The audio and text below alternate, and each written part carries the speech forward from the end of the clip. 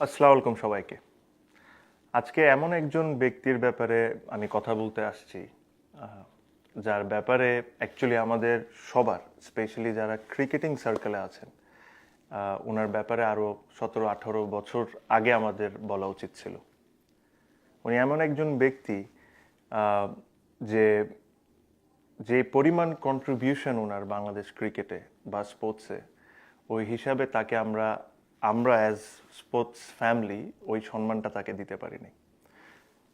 Clearly একটা জিনিস বলি, এই 17-18 বছরে ওনার বিষয়ে কোনো কিছু বলা যাবে না বা বলতে পারবো না, এরকম কোনো ইনস্ট্রাকশন কোনো জায়গার থেকে আমাদের কাছে কারোর কাছেই ছিল না, যেটা আমি বিশ্বাস করি। অ্যাটলিস্ট আমার কাছে তো ছিল না।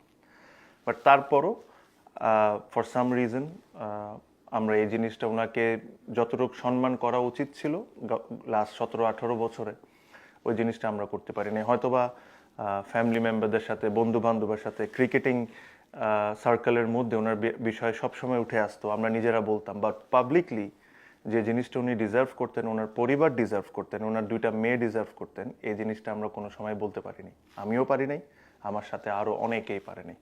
আবারও বলি, এটাতে কোনো রেস্ট্রিকশনস ছিল না, হয়তোবা আমরা কোনো এক কারণে বলতে পারিনি। আমি বলছি আরাফাত রহমান কোকোর কথা। ওনার কন্ট্রিবিউশন বাংলাদেশ ক্রিকেটে এতই বড় যে আমি আজকে অনেক কিছু আপনাদের সাথে শেয়ার করব, আমার ছোট মেমোরিজ আপনাদের সাথে শেয়ার করব, যেটা আপনারাও শুনে অনেক অবাক হবেন। প্রথমে শুরু করি মিরপুর স্টেডিয়াম নিয়ে। আজকে আমরা যে মিরপুর স্টেডিয়ামে ক্রিকেট খেলি, ইন্টারন্যাশনাল ম্যাচেস খেলি, এত আমাদের মেমোরিজ, এত আমাদের কষ্ট দুঃখ, এই মিরপুর স্টেডিয়াম কিন্তু ওনার সবচেয়ে বড় প্রজেক্ট ছিল। আপনারা অনেকেই জানতেন যে এই মিরপুর স্টেডিয়ামে একটা সময় ফুটবল হইতো। ওই ফুটবল থেকে ক্রিকেটে কনভার্ট করা, প্রত্যেকটা জিনিস ডিজাইন করা, ছোট একটা মডেল তার বাসায় রাখা থেকে নিয়ে প্রত্যেকটা জিনিস তার অবদান ছিল। আমি শিওর আমার মতো আমিও জিনিসটা খুব বেশি দিন আগে জানি না, আমি এত বছর ক্রিকেট খেলি, আমিও জানতাম না জিনিসটা। বাট আমি শিওর আমার এই কথা শুনে আপনারা অনেকে সারপ্রাইজ হয়েছে। আমরা যখন ছোট ছিলাম, আমরা যখন আমি, মুশফিক, সাকিব, মাহমুদুল্লাহ, আরও অনেকেই যখন HP unit Bangladesh cricket board first introduce করলো, যেখানের প্রোডাক্ট আমরা, এই এইচপি ইউনিটটাও ওনার করা। আমার এখনও মনে আছে, আমাদের বিকেএসপিতে ক্যাম্প হইতো, এই পুরা জিনিসটাকে উনি ওভারলুক করতেন। যে সুযোগ সুবিধা আমাদেরকে ওনারা ওই সময় দিতেন বা উনি ওই সময় দিতেন, আই ডাউট এই সুযোগ সুবিধা আমরা এখনও পাই কি পাই না, আজকে অলমোস্ট 20-25 বছর পরও। ওনার কন্ট্রিবিউশন ক্রিকেটে ইজ ইমেন্স। আমি যতই বলি এটা অনেক কম হবে।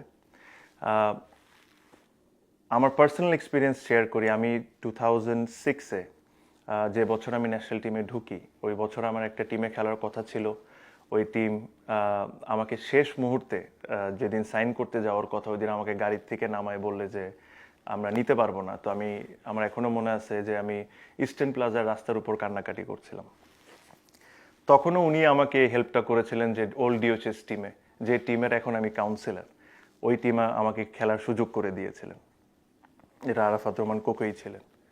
ওই সিজনটা আমার এতই ভালো যায়, আমি প্রায় 10 ম্যাচে আমার মনে হয় 600-700 রান করি। ওই সিজনটা খেলেই কিন্তু আমি ন্যাশনাল টিমে ঢুকা। ওনার সাথে আমার খুব বেশি দেখা হয়নি, হয়েছে কয়েকবার। বাট যতবারই দেখা হয়েছে, আমি 15 বছর 16 বছর, ওনার চোখে মুখে কথায় ক্রিকেটার বা স্পোর্টসম্যানদের প্রতি যে রেসপেক্টটা আমি দেখেছি, এটা আজীবন আমার মনে থাকবে। ওনার প্রতি প্রত্যেকটা, আপনি যদি কোনো জার্নালিস্টকে জিজ্ঞেস করেন, যে ক্রিকেটাররা ওনার আমলে খেলেছেন তাদের বিষয়ে জিজ্ঞেস করেন, তার বিষয়ে ভালো বলা ছাড়া আর কোনো কিছু থাকবে না। ওনার সবচেয়ে বড় যে গুণটা ছিল, যেটা আমি ফিল করি, উনি একজন প্রেসিডেন্টের ছেলে ছিলেন, একজন প্রাইম মিনিস্টারের ছেলে ছিলেন। বাট আমাদের জন্য, আমরা ক্রিকেটারদের জন্য উনি খালি কোকো ভাই ছিলেন। এটাই ওনার সবচেয়ে বড় গুণ ছিল।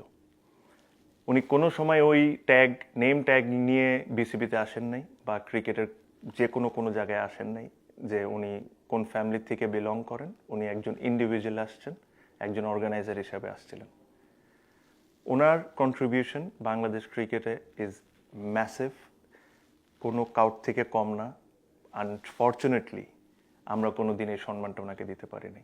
বা ওনার যে 2টা মেয়ে, ওনাদেরকে বলতে পারিনি যে ওনার বাবা কতটা ইম্পর্টেন্ট ছিলেন বাংলাদেশ স্পোর্টসের জন্য, ক্রিকেটের জন্য। তো আশা করি আজকে এই মেসেজে কিছুটা হলেও শেয়ার করতে পারছি। আর কোনোদিন যদি আমার সুযোগ হয় ওনার দুটা মেয়ের সাথে দেখা হওয়ার, তাহলে আমি তাদেরকে আরো অনেক কিছু তার বাবার ব্যাপারে বলবো। এতটুকুই আজকে আমার বলার। আশা করি আমার মতো অনেকেই ওনার ব্যাপারে স্টোরি শেয়ার করবেন, বিকজ মানুষের জানা উচিত যে আরাফাত রহমান কোকো স্পোর্টসের জন্য কি ছিলেন। ধন্যবাদ।